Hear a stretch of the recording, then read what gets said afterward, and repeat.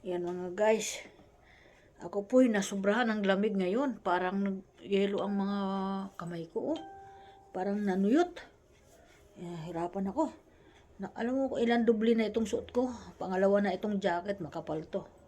Nasakit na. May jacket na ako. May sweater na ako sa loob. Nagdoble na naman ako ng sweater. Kasi sobrang nilalamig talaga ako. Yung kakaiba ang nararamdaman ko mga guys. Ano kaya nangyari sa akin, sabi ko. Pero tinatanong ko naman si DC kung nilalamig, hindi naman daw malamig. Bakit ako nilalamig? Sabi ko, ako nilalamig ako eh. Sabi ko gano'n. Baka sa gawa itong gawa ng ko, yung nararamdaman ko. Para kasi ako nilalagnat. Yan nangyari sa akin mga guys. Pasensya na po, ganito yung tsura ko. Nagdubli-dubli na ako ng jacket. Sobra po kasi malamig. Sabi ko nga sa asawa ko, kumain ka na at akit na ako sa taas. Pagdating sa taas, hihiga na ako sa kama at magtatalukbong na ako ng kumot na makapal. Para ako nasa Bagyo, mga guys. Yan, para ako nag-aircon. Na hindi nga namin ginagamit ang aircon. Ay, Diyos mio. Sabi ko, ngayon lang nangyari sa akin to.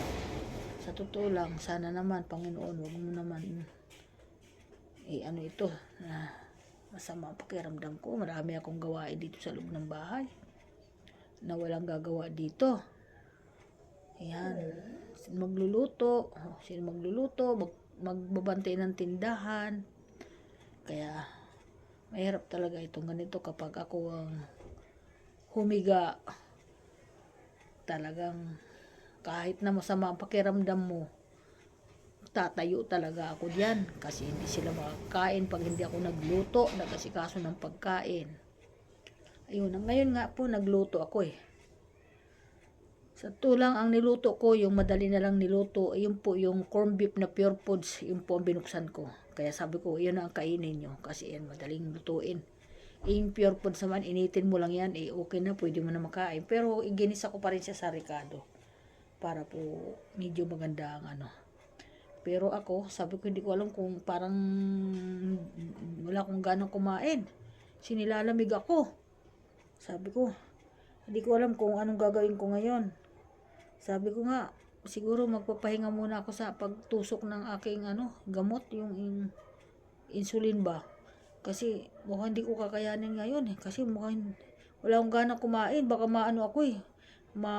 Mahilo ba ako pag nagtusok ako, tapos di ako masyado kumain, mahilo naman ako.